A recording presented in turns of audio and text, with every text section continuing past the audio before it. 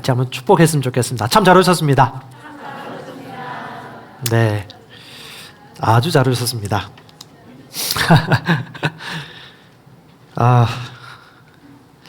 시간은 참 빨리 흘러갑니다. 여러분, 하나님 안에도 있고 예수님 안에도 있고 성령 안에도 있고 우리 안에도 있는 게 뭘까요? 영, 예, 생명, 예, 하나님과 같은 종류의 생명. 그 생명이 있기 때문에 교통할 수 있습니다. 저희가 도마뱀을 키우지만 교통 못합니다. 나름 말이 없어서 조용해서 좋긴 좋은데 그 이상은 교제가 안 돼요. 근데 하나님과 예수님과 성령님은 인격적인 분이시고 하나이시면서 다양하세요. 그러니까 삼위이시면서 일체이시기 때문에 한 생명이지만 독특성을 인정해 줍니다.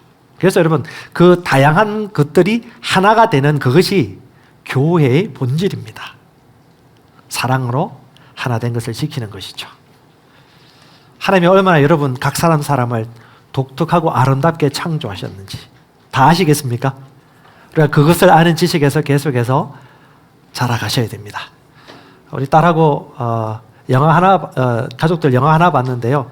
우린 TV를 따로 안 보기 때문에 한 번씩 이들에게 자유를 줍니다. 영화를 볼 수 있도록. 원하는 영화를 보는데 첫째 딸이 책을 좋아해가지고 기억 전달자라는 책을 읽고 너무 감명받아서 그 책이 상당히 베스트셀러입니다. 그 책을 모티브로 한 영화를 봤는데 디스토피아 소설입니다.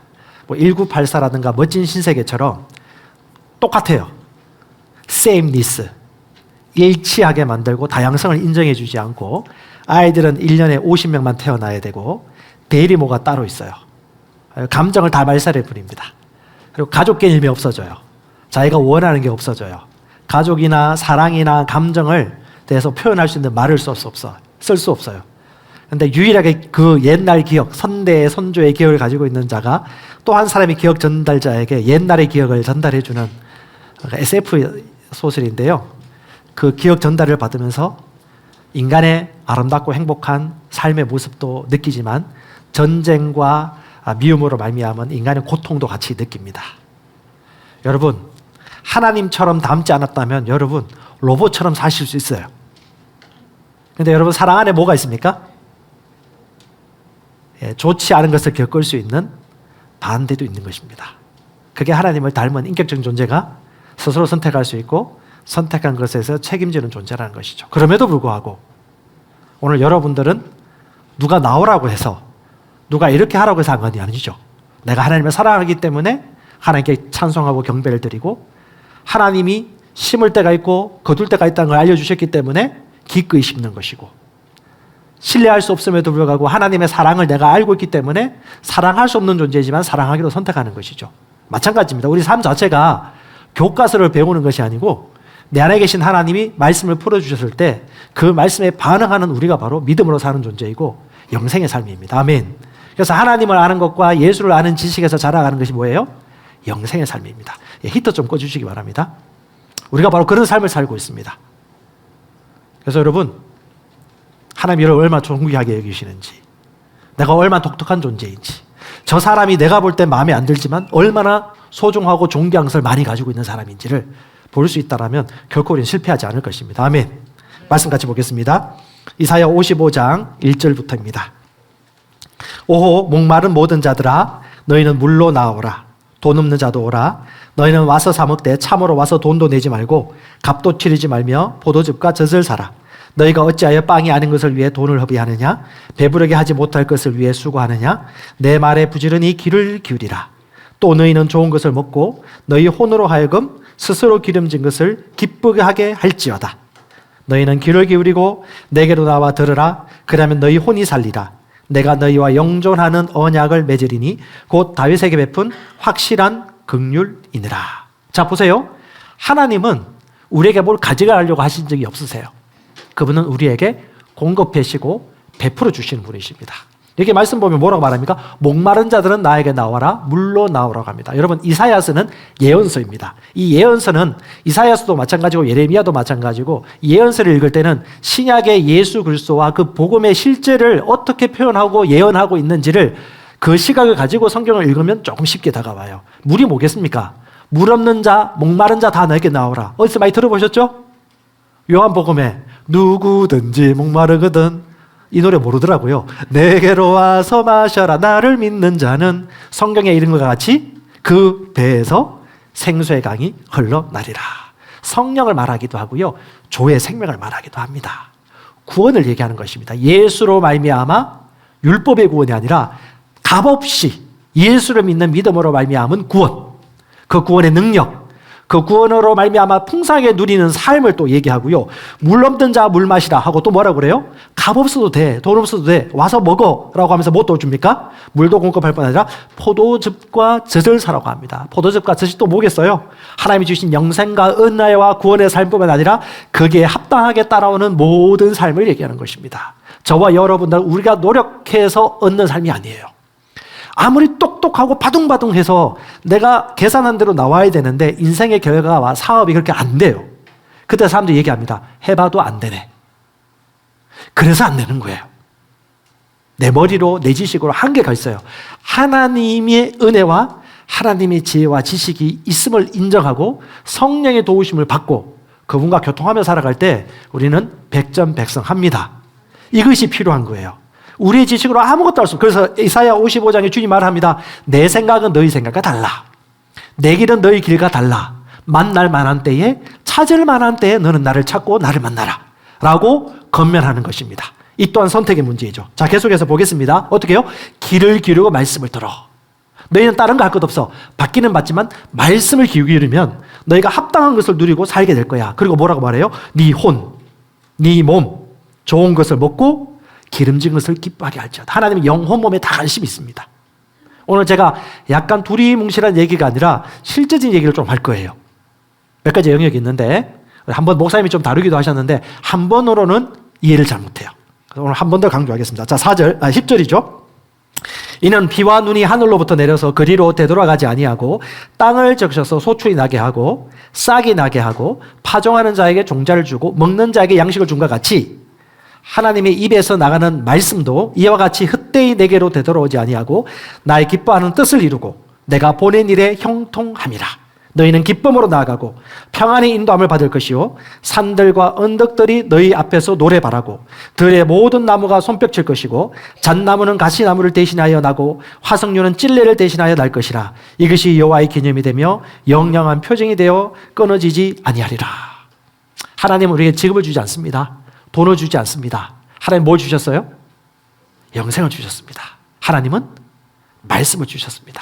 하나님은 하나님의 의를 주셨습니다. 인간의 의가 아니라 하나님은 사랑을 주셨어요. 사람이 이룰 수 없는 것이죠. 아가페 사랑을 주셨습니다. 하나님은 재물 주시지 않으셨어요. 뭘 주셨어요? 직업을 주시지 않으셨어요. 뭘 주셨어요? 재물 얻을 능력을 주셨습니다. 하나님은 응답을 받고 은혜를 누리지만 그걸로 끝나도록 계획하지 않으셨어요. 그분은 재생산하는 은혜를 주셨습니다. 우리 세대에 끝나는 복이 아니라 그 다음 세대에도 흘러가는 복, 네가 받았으면 나눌 수 있는 자기가 삶을 살아갈 수 있도록 하나님 우리에게 이렇게 공급해 주시고 부어주시는 분이십니다. 여러분 지금 당장 슈퍼맨이 되어서 이 벽을 뚫고 밖에 나가보세요. 뭐가 보입니까? 지금은 아파트 보이겠지만 옛날에는 뭐가 보였어요? 저 하늘의 별, 지금 별이 안 보이는구나. 꽃과 새와 아름다운 산업이 보이지 않습니까? 그 모든 자연 환경을 누구 위해 주신 거예요? 그렇죠. 믿으십니까? 그럼 아침에 별 보고 나갔다가 밤에 별 보고 돌아오시는 우리 직장인들 참 안타깝죠. 그럼에도 불구하고 시간이 될 때마다 혼자 사색하면서 주님과 교통하고 하나님이 나를 향한 부르심이 무엇인가를 귀를 기울여 보십시오. 그럼 더 여유 있게 될 것입니다. 그리고 상황에 묻혀 사는 것이 아니고 환경과 상황을 지배하고 다스리는 삶을 살게 될 것입니다. 연구하시는 분들도 마찬가지입니다. 하나님이 우리 안에 생명을 주셨습니다.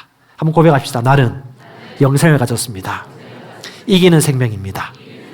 부유한 생명입니다. 예, 항상 여러분 상황을 이겨오는 방법은 상황이 아무리 그렇지 않게 보인다 할지라도 그때 여러분이 말씀을 믿고 그 말씀을 입으로 시인하는 것입니다. 그러면 우리가 말할 때 실제가 바뀌기 시작합니다.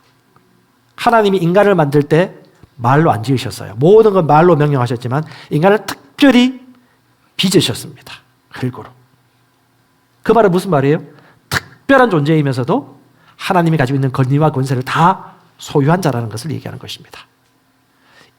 우리가 예수 믿은 사람들이 나쁜 것 때문에 아니고요. 영혼을 구원하고 살리기 위해서 세일사역이나 선교사역이나 목회사역을 하다가 보면 도저히 이해하지 못하는 일들을 만납니다. 그때 하나님을 원망하거나 의심을 가지죠. 그때 머리가 돌아가기 시작합니다. 왜 그런 거야? 지난주에 우리 욥을 읽었는데요. 욥기서에 욥의 상황을 보시면 욥이 욥만큼 고통스러운 삶을 산 사람이 있습니까? 자식 다 죽었습니다. 하루 만에. 풍지박산 났습니다. 재산 다 잃었습니다. 그리고 자기 몸에도 종기가 나가지고 뻑뻑 끓으면서 고통스러워가지고 힘드는 가운데 아내가 하나님 욕하고 죽어라. 합당하죠.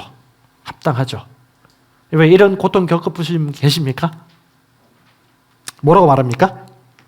욥기 38장 2절에 수많은 욥의 친구와 수많은 사람들이 변론합니다. 네가 죄 때문에 그런 거야. 머리가 돌아가기 시작하죠. 저마다 자기가 아는 지식을 내뱉습니다. 근데 아무 위로 이해도 되지 않아요. 욥도 화나요. 욥이 이렇게 욥기 38장 2절에 그 모든 상황을 보고 난 다음에 하나님이 딱 한마디 하십니다. 갑자기 나타나셨어요. 38장에. 이렇게 합니다. 지식이 없는 말들로 이치를 어둡게 하는 이자는 누구냐라고 먼저 욥에게 대해서 하나님께서 아주 명철한 이성을 가지고 38장 39장 수십 가지 질문이 나옵니다. 하나님이. 네가 이때 있었느냐? 네가 이 원리를 아느냐?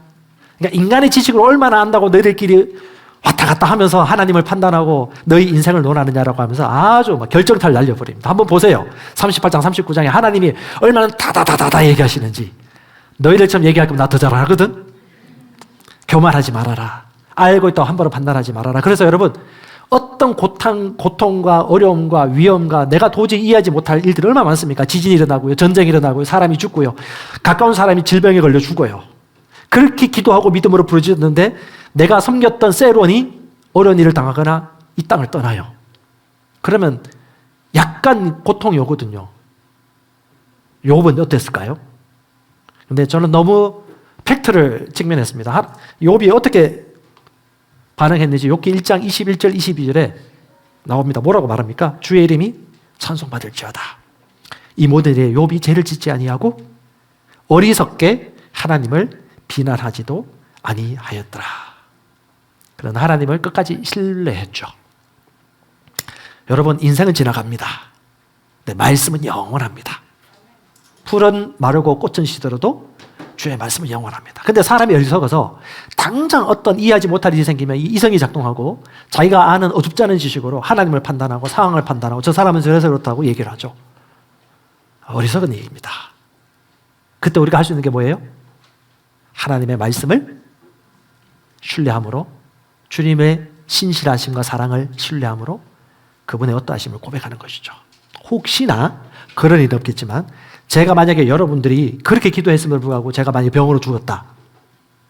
믿음을 깨져 죽었다. 하더라도 하나님은 신실하십니다. 하나님은 사랑이십니다. 하나님은 이 상황 가운데서도 완전한 성공으로 합력할 선을 이루십니다.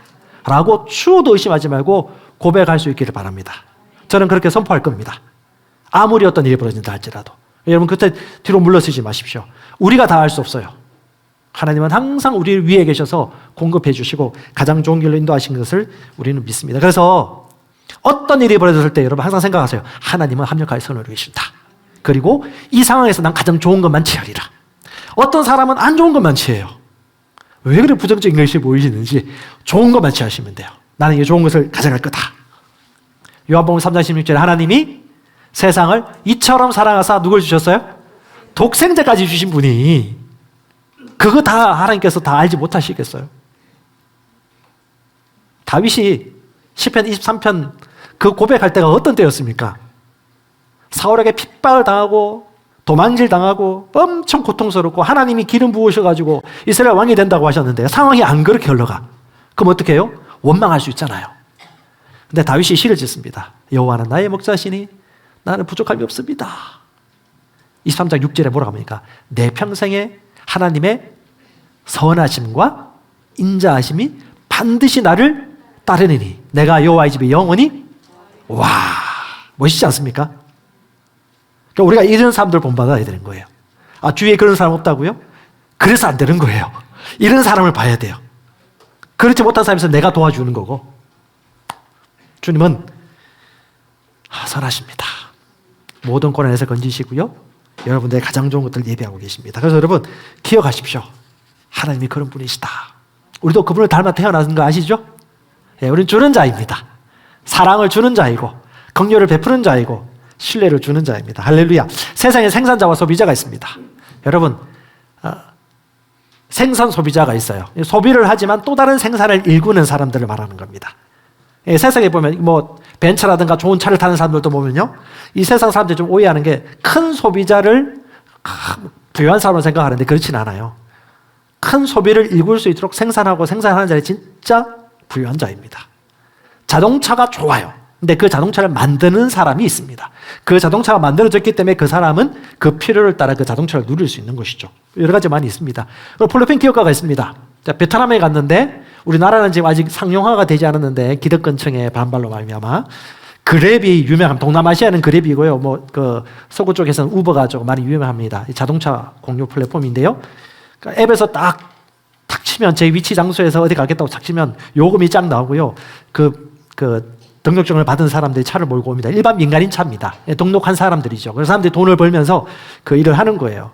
딱 가면요, 안전해요. 왜? 등록된 사람이고 공유를 하고 있고 한데 너무 편해요.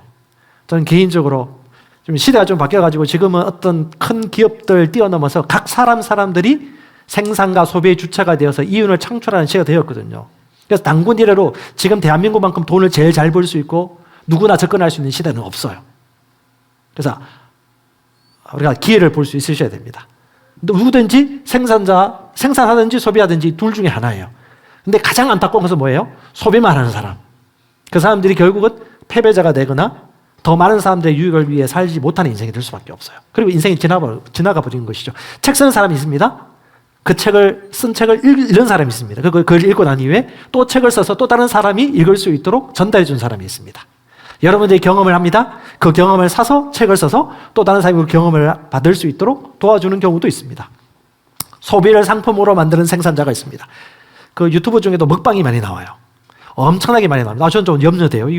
젊을 때는 괜찮은데 위장이 조심해야 되는데, 근데 그 먹방도 있지만 거기서 또 광고도 하면서 또 다른 생산을 유발하더라고요. 먹방 보면 입맛이 생겨요.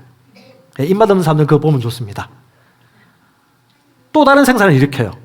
끊임없이. 그리고 여러분 메타버스 시대라고 합니다. 메타버스가 뭐야? 타는 버스야? 끄는 버스야? 뭐 이러는데, 예, 초월적인 새로운 세상이 하나가 있어요. 보이지 않는 세상인데 실제적인 세상과 차이가 없고 연결되어 있고요. 거기서 이윤이 창출되어지고 놀라운 일들이 벌어집니다. 잘 모르시는 분들 책 한번 읽어보시면 좋을 것 같아요. 로블록스는 뭐냐 하면 실제 게임을 일반 사람들, 유튜버 생산자가 있듯이 게임을 자기가 만들어서 그걸 공유하고 그것도 이윤을 창출하는, 유튜브 크리에이터가 유튜브를 통해서 이윤을 창출하듯이 똑같아요. 사람들이 만든 게임을 그 안에서 같이 게임 플랫폼 안에서 게임을 같이 공유하면서 같이 교통하고 소통하고 돈도 이윤 창출하는 것을 얘기한 거고요. 디센트럴랜드는 가상 부동산입니다. 이게 구글 어스 통해가지고 상당히 지구상에 있는 수많은 부동산을 가상 공간에서 이미 사고 팔고 있어요. 아니 그 짓을 왜 해야겠는데 그게 그들의 실제 세상이에요. 그래서 그들은 지금 한국 등 대부분 그 강남에 땅은 대부분 팔렸습니다. 상당히 많은 이들이 참여하고 있어요. 우리 우리 딸하고 어떤 그 딸의 친구하고 갑자기 딸의 친구가 사모님한테 문자가 왔어요. 사모님, 우리 막내딸 예수아가 제페토 할 수 있도록 허락해 주세요라고 해요. 제페토가 뭐냐 하면 아바타 플랫폼입니다. 그러니까 요즘 초등생들, 이런 아이들은 이거 벌써 노출되어 있어요. 너무 자연스러워요. 지금 40대 이상 같은 경우는 이게 뭔 소리요 하겠는데 그게 현실이에요. 60대, 70대도 이제 배우셔야 돼요. 저도 어렵습니다. 왜 익숙하지 않은 걸 다시 배워야 돼요. 근데 안 배우면 소통도 할 수 없고 우리가 가지고 있던 좋은 지혜를 나눌 수 없어요. 그들과 나눠야 됩니다. 이 제페토뿐만 아니고 뭐예요? 머리도 바꾸고 옷도 바꾸고요. 근데 그걸 진짜 자기 돈을 주고 사요. 왜? 진짜 세상으로 믿으니까. 레디 플레이어 원이라는 스티븐 스필버그가 만든 영화가 있습니다. 2018년도에 나왔는데 이 영화를 한 2번 보면 메타버스 시대가 뭔지 이해가 될 겁니다. 그 시대가 왔어요. 거기 보면 격차가 나뉩니다. 생산자와 소비자. 생산자는요, 자산가들입니다. 세상을 주물러 끓이는 사람들입니다. 그 사람들은 가상세계 플랫폼 안에서 이윤을 창출하도록 만들고 그 이윤을 가지고 자기는 이 현실 세계에서 누리고 사는 존재들입니다. 예를 들면 뭐 아이폰을 만든 스티브 잡스라든가 빌 게이츠 같은 경우는 그렇게 탁월한 전자기기를 만들고 자기 자녀들은 최대한 늦게 쓰게 만들죠. 생각해 보세요.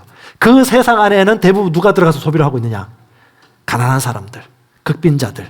인생이 너무 고통스러워서 그 지옥 같은 세상을 대일이 만족하기 위해서 인터넷 세상에 들어가서 그 안에 들어가서 아이템을 사고 자기 돈을 허비하면서 살아가는 거예요.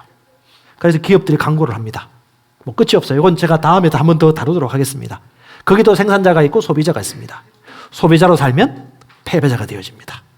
게임하는 사람들 중에 게임 업계의 거장이 나옵니다. 근데 게임만 하는 사람들은 황폐하게 살아갑니다. 다 그렇다는 얘기는 아니에요. 그러니까 결국 어디든 생산자 아니면 소비자가 있습니다. 주님은 우리에게도 영생을 주셨고 이 영생을 나만 누리는 자가 아니라 소비할 뿐만 아니라 또 다른 사람들에게 이 영생을 줄 수 있는 삶을 살도록 우리를 지으셨습니다. 그것이 이거예요. 주님은 우리에게 생명을 주러 오셨을 뿐 아니라 뭐라고 그랬죠? 풍성히 살게 하려 하십니다. 그리고 그 생명을 더 많은 사람들이 알 수 있도록 주님께서는 복음을 전파하러 다니셨습니다. 세상은 이렇게 흘러가요. 하나님은 아주 전략적인 분이십니다. 하나님의 교회가 영생을 나누는 삶을 살기를 진짜 원하십니다. 가장 큰 리스크는요, 변화되지 않겠다는 안락함의 리스크입니다. 여러분, 변화하셔야 돼요. 이 시간 그대로 가지 않아요. 저도 너무 편해요. 가만히 있으면 아무것도 안 변하면 그냥 왔던 길을 오가고 내가 공부했던 것만 나오면 너무 좋아. 내가 믿었던 신앙 체계 이 형식만 있으면 너무 편한데 세상은 그렇게 흘러가지 않아요. 끊임없이 변합니다. 성령은요, 끊임없이 변하세요. 바리새인과 서기관들이 그걸 고수했기 때문에 예수를 알아보지 못했어요. 저와 여러분도 마찬가지입니다. 제도와 형식을 뛰어넘어서 성령께서 지금 어떻게 우리가 일하기를 원하시는지 우리 한 번 더 생각을 해보셨으면 좋겠습니다. 방글라데시에 선교사님 한 분 계신데요. 이 말씀을 듣고 내년에 정식으로 이제 재임하신 분입니다. 이분들은 학교 사역을 해요. 그 학교 사역하면서 교직원들을 만나요. 부모들을 만나요. 이분들이 그 클래스에서 위에서 다스릴 수 있는 위치에 있다 보니까 이 복음을 증거하기 너무 좋은 위치에 있어요. 그래서 CCC 김중호 목사님 같은 경우는 Win the campus today, win the world tomorrow가 해가지고 대학생들을 점령하고 대학생들에게 복음이 들어가면 이들이 사회 곳곳에 엘리트와 리더가 되기 때문에 사회에 복음이 전파될 수 있다. 그래서 사도 바울은 로마 도시와 소아시아의 도시를 다니면서 복음을 증거하고 제자를 세우고 교회를 세운 것입니다. 마찬가지입니다. 하나님은 이런 생산자들이 더 많이 나오길 원합니다. 저는 우리 그리스도의 대사들 교회와 이 네트워크에 있는 성도들이 내가 받고 누리는 은혜에서 그치지 아니하고 또 다른 생산을 하는 소비 생산자로서 여러분 하나님을 닮아 자로서 우리가 어떻게 살아갈 것인지를 다시 한번 생각하셨으면 좋겠습니다. 다 알지 못하지만 지금 곳곳에서 각자의 뭐로 복음을 가르치고 말씀 나누고 교육도 하는 분들이 너무 많아요. 너무 귀합니다. 여러분 끝까지 하십시오. 여러분의 마음과 동기를 주님이 아십니다. 아멘. 신약교회는 개척되어져야 되고요. 만들어져야 됩니다. 저는 신약교회를 생각하면 이 두 가지 구절을 딱 생각하면 될 것 같아요. 하나는 에베소서 4장 6절이고요. 하나는 고린도전서 8장 1절입니다. 여러분 신약교회를 찾아서 책을 읽어보시면 아마 감이 오실 것입니다. 하나님이 만드신 교회가 어떤 교회죠? 첫 번째, 그 교회는요 주님과 하나입니다. 에베소서 4장 6절 한 하나님이 계시니 모든 것의 아버지라 그분께는 모든 것 위에 계시고 모든 것에 두루 계시고 너희 모두 안에 계시느니라. 영어로 보면 더 이해가 되기 쉽죠. Above all, through all, in you all. 그분은 모든 것 위에 모든 우리를 통하여 우리 안에 계시는 분. 아버지와 아들과 성령님이 하나이듯이 신랑이신 예수님과 몸인 교회가 하나이듯이 포도나무와 가지가 연결되어 있듯이 저와 여러분은 신랑과 신부가 하나이듯 주님과 우리는 하나입니다. 이 하나됨을 지키는 것이 바로 신약 교회입니다. 그리고 이 하나된 사람들이 서로를 사랑하며 살아가는 것이 바로 신약 교회입니다. 그래서 고린도전서 8장 1절에 얘기하죠. 지식은 우쭐대게 하지만 사랑은 세워주느니라. 지식은 혼이에요. 지식이 필요해요. 지식에서 머물면 안 돼요. 사랑으로 기능하고 사랑을 하면요 영은 혼과 몸을 다스립니다. 바로 이때 신약 교회가 완성되어지고 생명이 배가 되어지는 것입니다. 신약 교회를 찾아서 책을 읽어보니까 한 구절이 있습니다. 소개하도록 하겠습니다. PPT 들어주세요. 새로운 피조물 가운데 사는 사람은 다른 사람을 다루고 싶어 하지 않으며 그들 자신도 관리받기를 원치 않는다. 그들은 그분으로부터 듣는 법을 배우고 그분께 반응하고 다른 사람들도 동일한 기쁨을 발견하도록 돕고 싶어 한다. 너무 함축되어 있죠? 그분께 반응하고 다른 사람들도 동일한 기쁨을 발견하도록 돕고 싶어 한다. 하나님이 이런 분이십니다.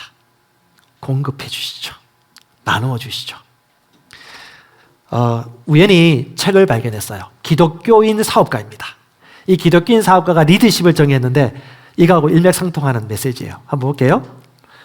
한번 같이 읽어볼까요? 시작. 다른 사람들이 현재보다 더 삶이 나아지고 좀 더 책임감을 갖고 스스로 할 수 있도록 돕겠다는 의도로 섬기는 관계이다. 물고기 주는 것보다 물고기 잡는 법을 알려주고 보살펴 주는 것보다도 스스로 일을 쓸 수 있도록 기회를 만들어주는 것. 몸이 불편하거나 거동이 힘드신 분들은 끝까지 도와주고 섬기셔야 돼요. 우리 어린 자녀들은 나이 많으신 성도님들을 섬기셔야 됩니다. 그런 일들이 필요해요. 근데 젊은데 아직 힘이 있는데 아직 청춘이 살아있는데 여전히 위로받고 뭘 받으려고 하는 사람은요, 이 리더십을 가진 사람을 만나야 됩니다. 예수님께서는 이 일들을 하셨습니다. 내가 하는 일들 너희도 할 수 있도록 주님께서는 제자를 만드셨습니다. 주님은 마지막 가시면서 뭘 하라고 하셨어요? 너희는 가서 모든 민족을 제자로 만들려고 하셨습니다. 그래서 여러분, 제자가 되려면 변해야 돼요. 변해야 되려면 불편해져야 돼요. 이게 너무 싫은 거예요. 그래서 대한민국의 60, 70%가 안정형이거든요. 그러니까 짜증나고 승질나는 거예요. 변하라고 하면. 저도 그런 대상이었습니다. 근데 여러분, 오늘 뭐 어떤 사람도 나오는데 마음 먹으시면 돼요. 그러다 보면 서서히 속도가 생기기 시작하고 인생이 너무 재밌어지고 우리가 70, 80 됐을 때도 우리가 가지고 있는 경험과 지식들을 젊은 세대에게 나눌 수 있는 현장을 계속해서 살 수 있습니다. 그래서 주로 계속해서 머리를 사용하고 다른 사람을 돕는 자리에 가는 사람들이 장수하고요. 건강하게 삽니다. 그래서 우리 미래도 너무 기대되지 않습니까? 청춘, 항상 전청로 사셔야 돼요. 나이는 소용없습니다. 영혼은 항상 젊으니까. 아멘. 그래서 여러분, 다른 사람의 성공에 동참하는 인생을 살도록 주님 우리에게 계획을 주셨습니다. 저는 삶이 영적이라는 것을 예전에 몰랐습니다. 그냥 열심히 기도하고 열심히 봉사하고 열심히 회중 예배 가고 사람들을 만나고 뭐 이렇게 했었어요. 그러다가 인생에 큰 문제를 만났습니다. 그때 저하고 저희 아내하고 너무 힘들었어요. 복음이 있다는데 왜 기독교인의 삶을 이렇게 처절해야 되는가? 질병에 걸려도 아무 말도 못하고 기도하고 도와주기만 기다리고 아무 해결도 되지 않고 귀신 들린 사람이 있는데 이 사람을 도와줄 방법도 모른 채 주님 뭐요? 건사가 있다는 걸 몰랐기 때문에 기도할 수밖에 없었어요. 왜? 아는 게 그거밖에 안 되니까. 우리 아이들 3명 그때 셋째 나왔군요. 애들 3명 다른 교회로 임지를 옮기려고 할 때 어떤 권사님이 그렇게 하셨어요. 아이고 목사님 사모님은 목사님 사모님이 원하는 거 하겠지만 이 애들은 무슨 죄가 있어서 아이고 불쌍하다 그런 투로 얘기해요. 그런 말은 안 했는데 기독교인 삶이 이래야 되는가? 그래서 저희 사모가 자기는 진짜 사모하기 싫다고 막 도망다녔던 사람이에요. 근데 참 부르심을 확인하고 이 길을 걸어가다가 그 어려움을 겪고 난 다음에 고민하는 4년 동안 헤매다가 저희가 복음을 만난 것이죠. 그러고 난 다음에 인생이 확 바뀌었습니다. 무엇이 바뀌었죠? 복음을 알았기 때문에. 복음 믿는 자의 구원을 주는 하나님의 능력이죠. 그때부터 나도 나눠야 되겠다. 그래서 예수 선교사관학교 제임의 영혼구원 강의를 들으면서 이게 내게 하는 말씀이구나 하고 교회 개척에 대한 마음을 품고 고민하다가 2년 후에 개척을 하게 된 것입니다. 근데 이게 나만의 얘기일까요? 아니잖아요. 제 말은 교회 개척을 꼭 나가서 하라는 얘기가 아니에요. 여기서 셀교회 개척할 수 있고 나가서도 할 수 있고 뭐 혹은 멀티사이트 처치도 할 수 있고요. 다양하게 셀 사역도 할 수 있습니다. 중요한 건 뭐냐? 현재 위치에서 안주하는 걸 절대 갖지 말아라. 그건 실패입니다. 하나님은 우리에게 엄청난 값진 보물들을 부어주셨고요. 잠재력을 주셨어요. 근데 그걸 내가 선택하지 않는 이상은 개발되지 않습니다. 그래서 여러분 오늘 마음을 먹으시기 바랍니다. 특별히 많은 부분들이 있지만 패러다임을 좀 바꾸시기 바랍니다. 봉사하고 사역하고 기도하는 것이 사역이 아니라 그건 기본이에요. 기본. 우리가 주님과 교제하고 하나님의 나라를 위하여 헌신하는 건 기본이고 실제 우리의 삶 속에 어떻게 해요? 결과가 열매가 맺혀지기 시작해야 되는 것이 복음인 것입니다. 그래서요, 삶에서 재정의 문제가 해결되어지고 건강의 문제가 해결되어지고 관계가 풀리게 되어지고 삶의 시선이 바뀌어지게 되고 인생이 바뀌어지게 되는 그것이 바로 복음의 실제라는 걸 여러분 기억하시기 바랍니다. 에베소서 4장 11절 12절을 보면 오중직임에 대해서 나옵니다. 그가 어떤 사람은 사도로 선지자로 복음 전파자로 목사와 교사로 주셨으니 이는 성도를 온전케 하고 봉사의 일을 하게 하고 그리스도의 몸을 세우게 하려 하심이니라. 온전하게 다음에 카타르티스모스입니다. 카타르티스모스는 뭐냐 하면 준비시키다, 구비시키다 라는 의미이고요. 그 다음에 온전케 하고 사역, 봉사는 집사라는 의미예요. 디아코니아, 섬기는 일을 하는 것이에요. 그러니까 내가 온전하게 되는 것이 끝이 아니에요. 어떻게 해요? 그 다음 단계가 뭐예요? 섬겨주는 자를 위하여서 주님이 온전하게 하도록 오중직임을 주신 거예요. 애굽을 탈출한 게 목적이 아니에요. 가나안 땅에 들어가는 것입니다. 예수 믿고 구원받는 게 목적이 아니에요. 구원받은 자들이 함께 모여 교회로서 공동체로서 사랑하며 세워져 사는 것이 하나님의 목적입니다. 여러분 이거 기억하셔야 돼요.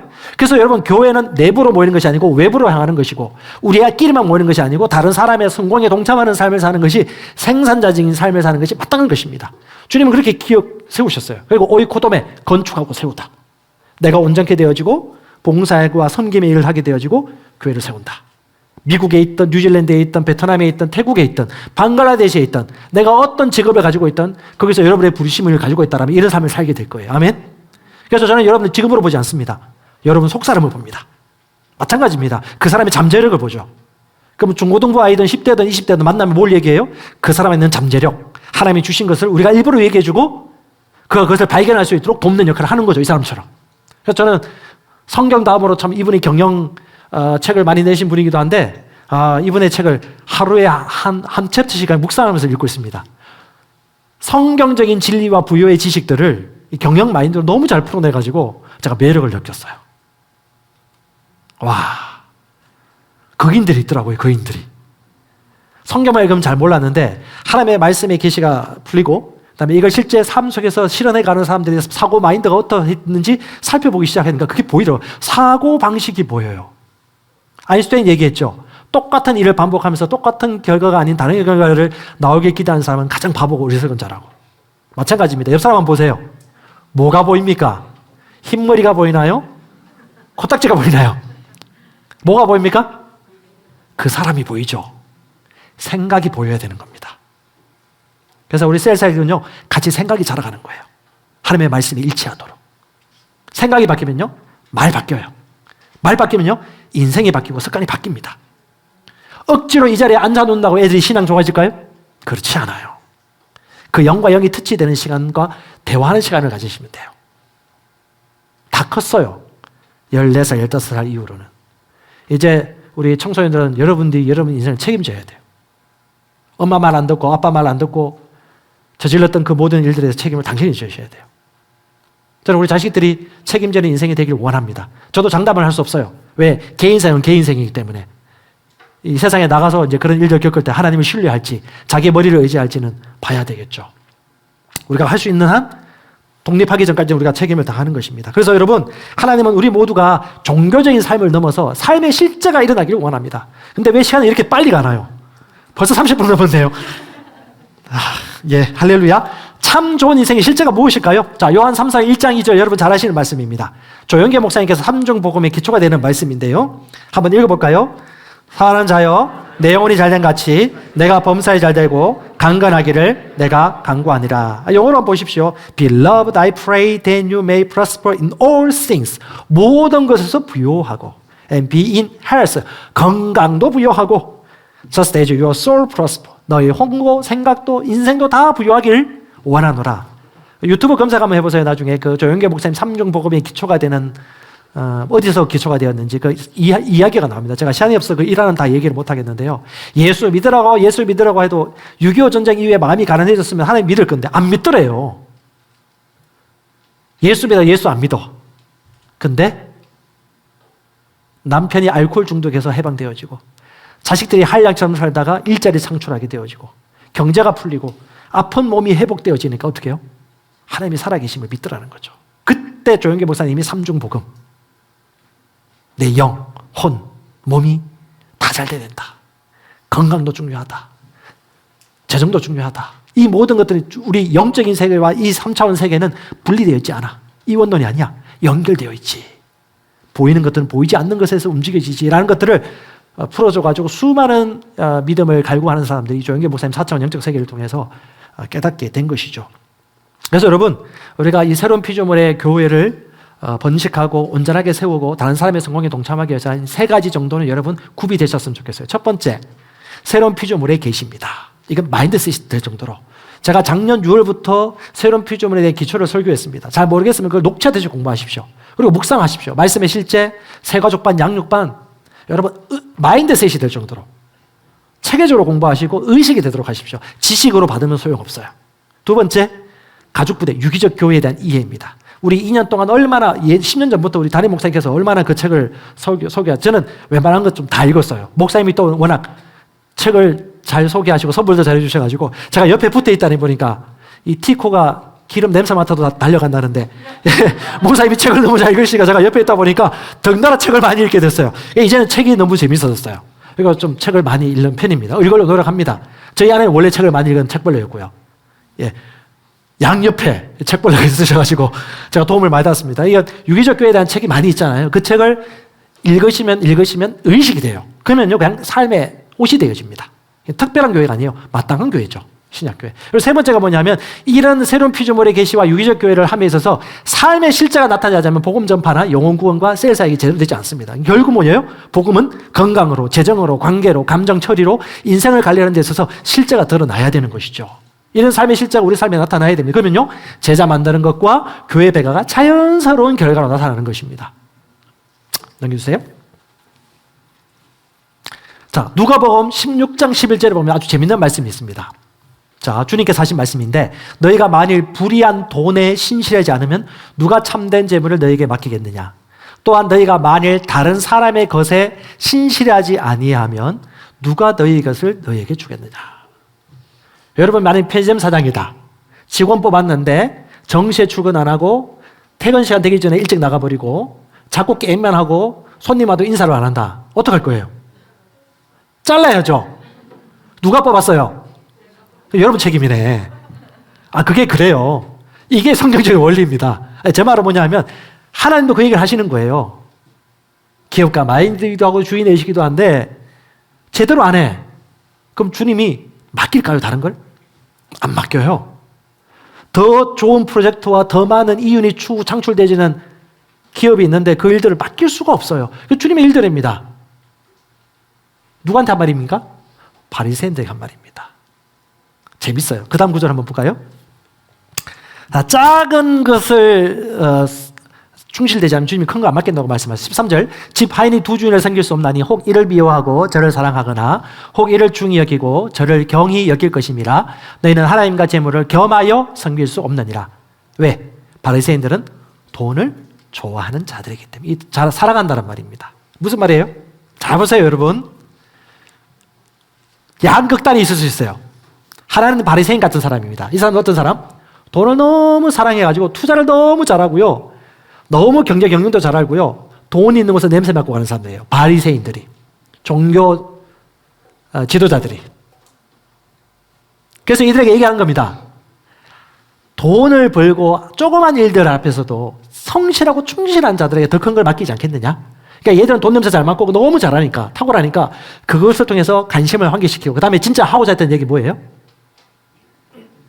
하지만 하나님과 돈은 같이 섬길 수 없지.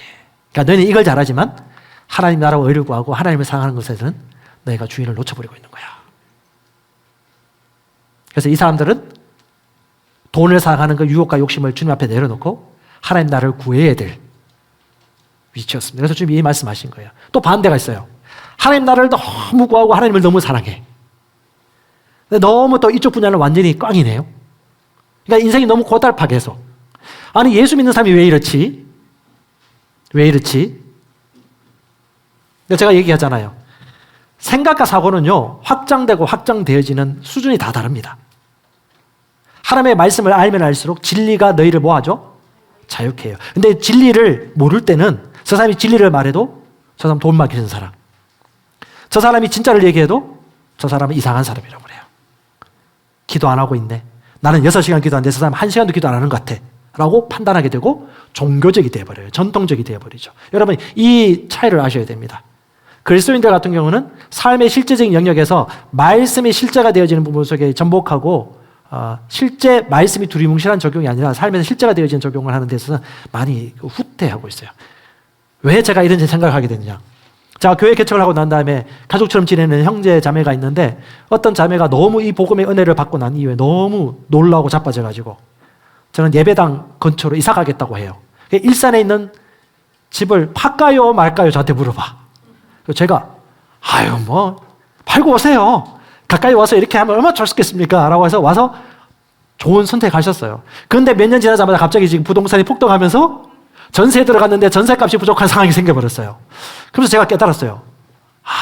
내가 만약에 기본적인 경제 흐름이라든가 부동산이라든가 이런 자산의 개념에 대해서 화폐 가치에 대한 개념에 대해서 좀 경제적인 개념을 내가 공부를 했다라면 집 팔지 마시고 전세나 세를 주시고 여기 와서 서울에 들어와서 사세요라고 했지 않았을까. 그리고 조금 제가 공부를 하고 있을 때 또 어떤 형제가 저한테 와서 목사님 저기 이제 경기도에 집이 있는데 집 팔려고 하는데 그때 제가 조금 치가 생겨서 팔지 마시고요. 그냥 다른 데 가세요 했는데 팔아버렸어요 결국은. 지금 전세가 2배로 뛰었어요.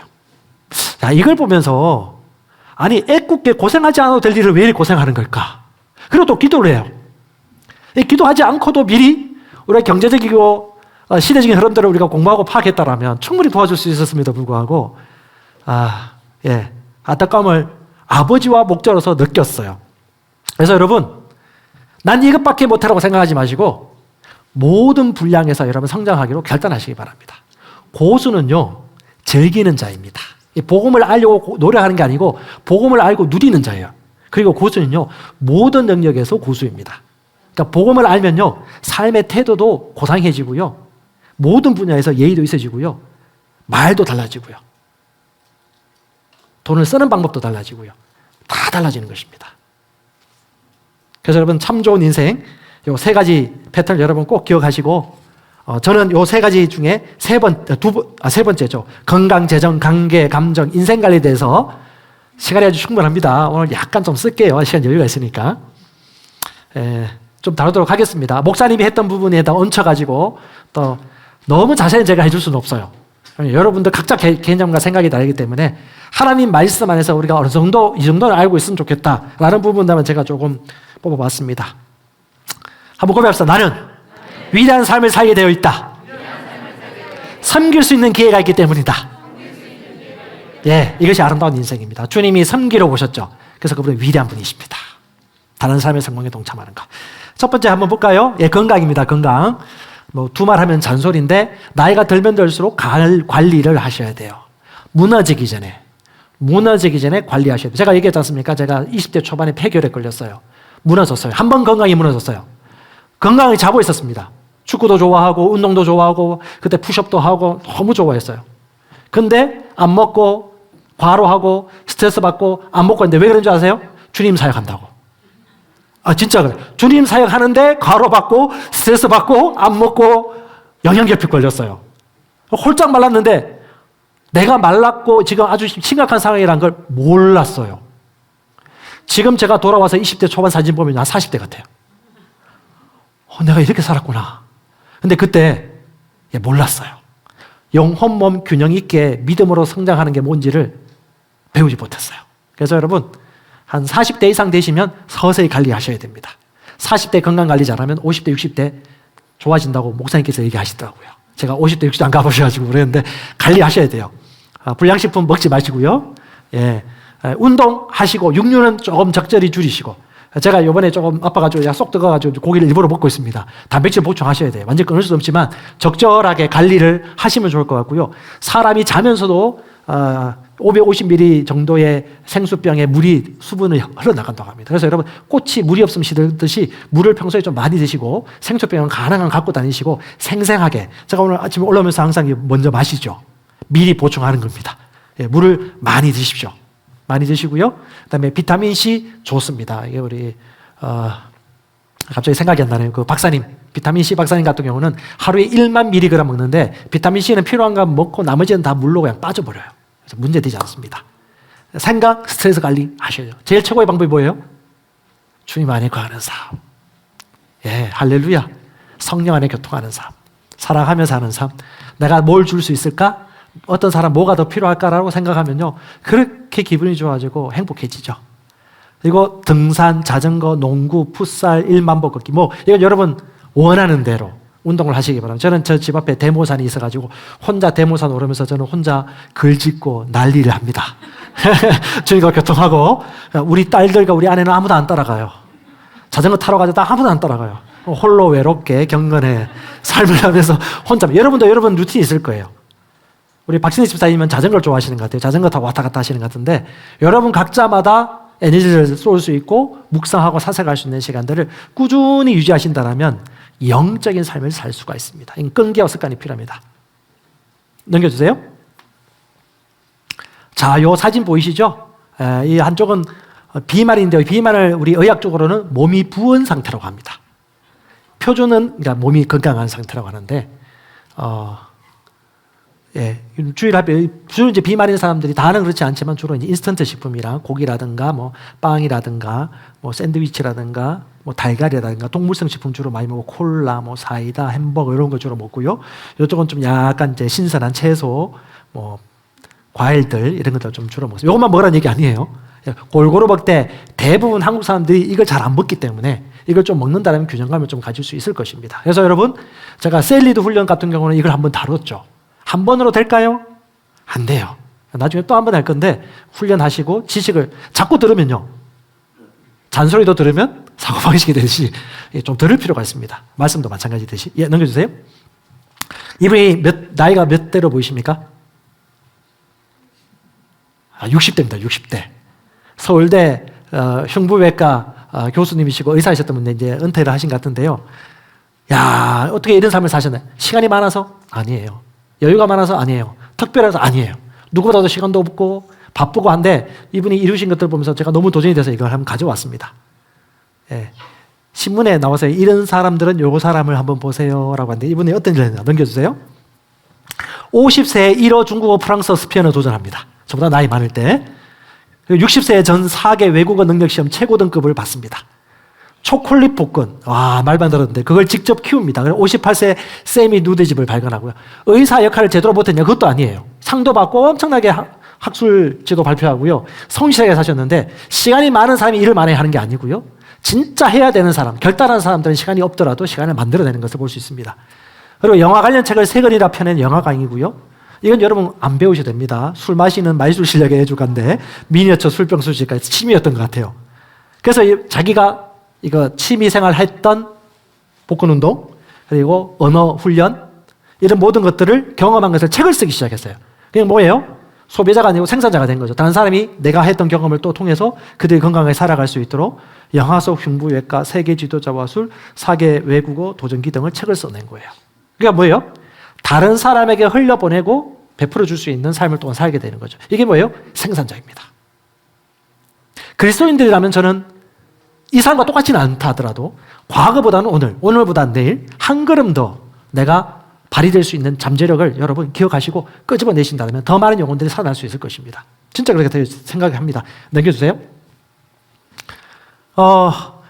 김원근 교수님이 자기가 어떤 목표를 이루기 위해서 상상했던 게 3가지래요.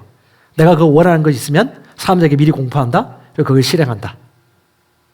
또 한 분을 제가 만났어요. 우리 교회 팀장님 한 분이 그 고백을 하더라고요.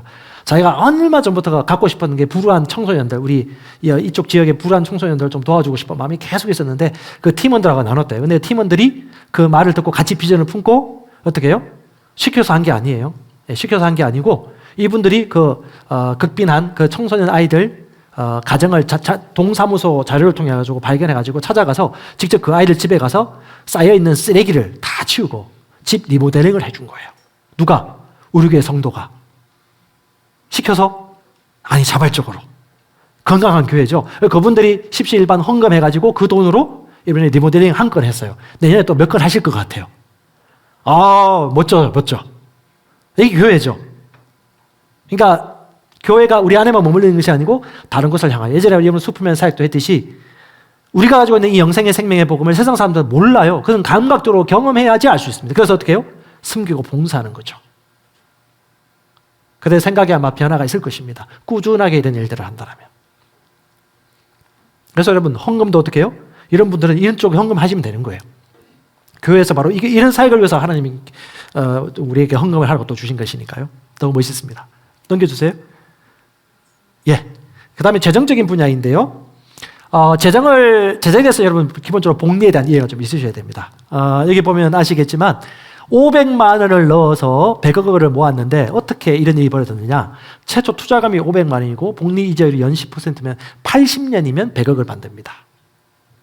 만약에 내가 20세에 시작한다. 그러면요. 100세까지 살면 이렇게만 넣어도 100억을 만들어요. 여러분 잘 아시는 워렌 버핏 같은 경우는 일생 동안 돈을 많이 벌어서 투자가 중에 최고의 갑부입니다. 연평균 투자 이익이 뭐냐면 22%예요. 근데 투자 이익으로 보면 이 사람보다 더 높은 사람이 한 50%, 60% 되는 사람이 있어요.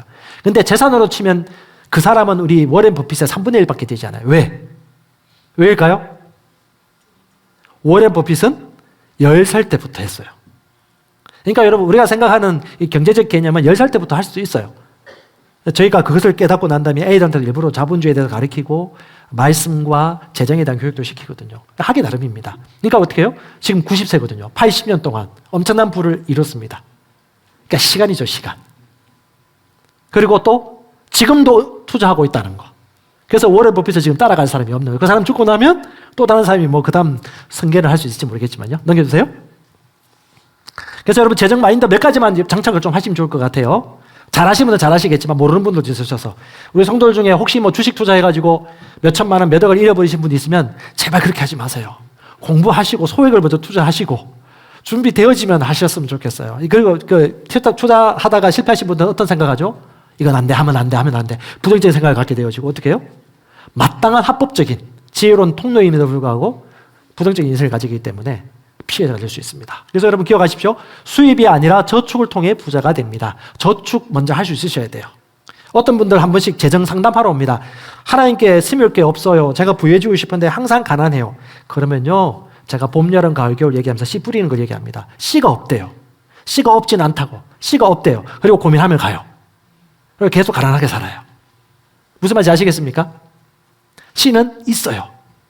결단을 못하는 거죠. 똑같습니다. 저축을 할 수 있으셔야 돼요. 저축을 할 수 있으셔야 됩니다. 저축을 통해 그리고 투자를 통해 부자가 되어집니다. 그리고 또 하나 해야 될 것이요. 저축만이 아니고 뭐예요? 투자는 현금을 이깁니다. 현금을 모을 수 있겠지만 어느 정도가 되어지면 이 세상 시스템을 여러분 이해를 하셔야 돼요. 더 깊은 얘기는 안 하겠습니다. 노동소득과 금융소득이 있는데 금융소득에 대한 이해를 가지셔야 되고 여러분 70, 80대면 젊을 때쯤 일할 수 있나요? 정해진 거 아닌가요? 그럼 어떻게 해요? 젊을 때 우리 10대, 20대, 30대들은 40대, 50대들은 지금부터 준비를 미리 하셔야 되고 또 60대, 70대들 좀 도와주시고 또 그들이 지혜를 더 다음 세대에게 나눠줄 수 있도록 선순환할 수 있는 그런 교회 공동체가 되었으면 좋겠습니다. 셀 사역하면 뭘 느끼죠? 다 알잖아요. 가족들의 상태. 부는 돈을 붙잡아 둘 때만 생겨납니다. 다른 말로 현금 흐름을 최대한 만들라는 이야기입니다. 이건 공부가 좀 해야 됩니다. 네 번째, 현재가보다 미래 가치를 보고 투자하라. 현재 눈에 보이는 게 좋은 게 아니고 미래 가치를 보고 미리 투자하는 것입니다. 그 시기를 잘 알면 좋겠죠. 그리고 여러분 잘 아시겠지만 모든 것에는 사이클이 있다.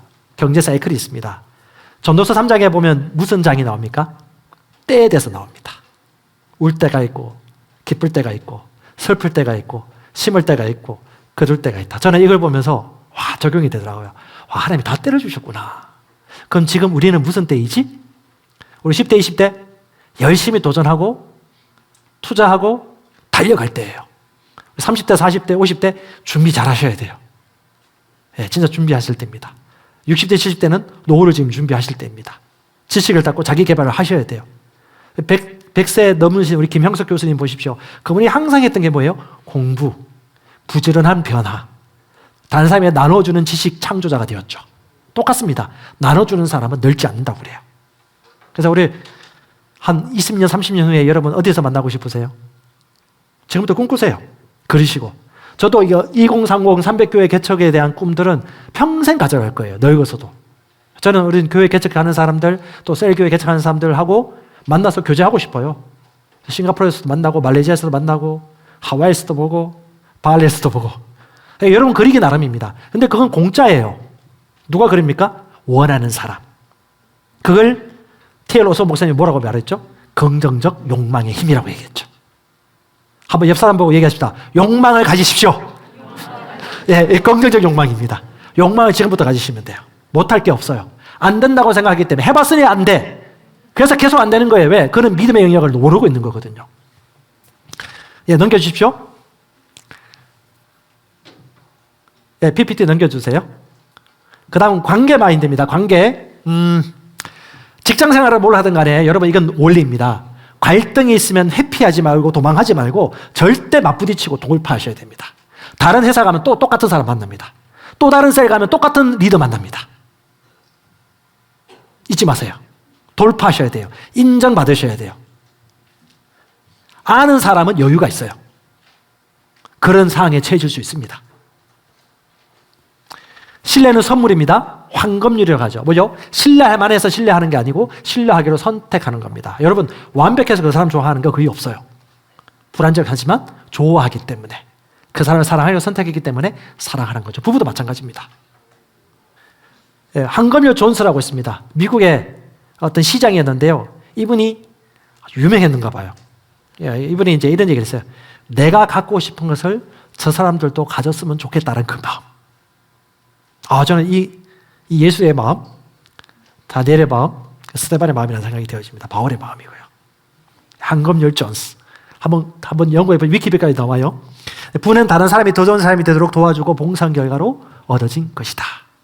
이끌고 도울 사람을 만난다. 사람, 책, 코칭. 그래서 여러분 우리가 추구를 하면 하나님 나라 의를 위하여 추구하고 영혼을 섬기기 위해 추구하면요. 그런 것을 도와줄 수 있는 자원들이 계속해서 만나고 그런 네트워크가 형성됩니다. 중요한 건 내가 빨리 결정하셔야 돼요. 그리고 움직이셔야 되는 겁니다. 생각만 하면 안 돼요. 꿈을 꾸시고 걸어가시면 되겠습니다. 잘못된 길로 가지 않는 이상 이리저리 가라 하지 않는다. 인격적인 존재이기 때문에 스스로 선택하도록 도와주는 겁니다. 제가 부모인 이상 저희 딸이 잘 되길 원하죠. 저희 딸이 보계거는교회 같은 경우는 보통 부모들이 설교를 합니다. 어린이 설교를. 부모들 돌아가면서 설교를 해요. 우리도 지금 그렇게 유치부 그렇게 하고 있죠. 설교를 하는데 5주째 있는 날은 5주가 비는 거예요. 그래서 첫째 딸 설교하게 했습니다. 땜빵이죠, 땜빵. 예정되지 않았는데 엄청나게 긴장하더니 설교를 하더니 잘해요. 부모 마음은 어떨까요? 기쁘죠. 개발됐으니까. 너무 기쁘죠. 그래서 또 숙제를 줬어요. 그 보계원교회 그 설교 영상 탁 하나 던지고 네가 핵심 되는 부분들만 편집해가지고 10분 이내로 영상 만들어라. 내가 $10,000씩 용돈 줄게. 걔가 지금 벌써 2개 만든 거예요. 그러니까 이것도 뭐냐면 재생산을 할 수 있는 기회를 만들어주는 것이죠. 너무너무 재밌습니다. 인생은 계속해서 변화되는 거예요. 우리 여기 앞에 있는 박 집사님 계신데 제가 이분을 좀 신기하게 생각했어요. 그래서 한번 그 청년부 특강 강사로 초청해가지고 얘기를 좀 들었는데 이분이 자세권이에요. 자세권. 자세권이 뭔지 아죠? 역세권, 숲세권, 자세권, 자전거 세권인데 잠실에서 열심히 직장 일 하다가 너무 집값이 올라가지고 자전거로 갈 수 있는 데 가보자 해서 자세권 최종적으로 만난 곳이 구성이래요. 그래서 이사를 일로 오신 거예요. 그리고 교회를 찾아보자 해서 로미 집사님이랑 돌아다니다가 우리 교회에 정착을 하게 된 것이죠. 근데 이분이 어떻게 보면 관계 중심적인 유형은 아니에요. IT 계열의 보안 업무 중심가이신데 상당히 시대를 보는 눈이 있으시더라고요. 4차 산업시대라든가 AI라든가 너무 잘하세요. 제가 도움을 많이 얻었는데 통찰력이 있으세요. 근데 그 통찰력도 있지만 또 한편으로는 이분의 가장 큰 강점이 제가 들은 바인데 누군가를 도와줄 때 발벗고 다 도와준대요. 그렇게 늦은 시간인데도 힘든데도 불구하고 나와서 도와준 더 카드라라는 얘기를 제가 들었어요. 확인을 해봐야 되겠지만. 근데 사실인 것 같아요. 그래서 이분이 어쩌면 관계지향적인 사람이 아님에도 불구하고 그 성경을 1년에 4도 가시고 매일 가정 예배를 드리신대요. 난 그거 못하거든요. 근데 이분은 또 그걸 하셔.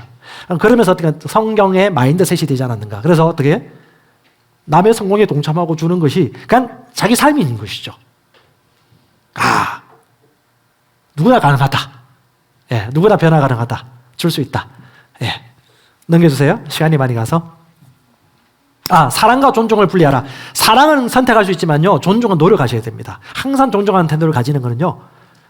열매입니다. 네, 넘겨주시고요. 감정 처리. 영의 열매는요. 시간과 훈련이 필요합니다. 오늘 2부 예배에서 좀 여유 있게 할 수 있습니다. 제가. 영의 열매가 뭐가 있어요? 사랑, 기쁨, 화평, 오래 참음, 자비, 양성, 충성, 온유, 절제. 이것은 선택해도요 훈련이 필요해요. 감정과 날마다 부딪히거든요.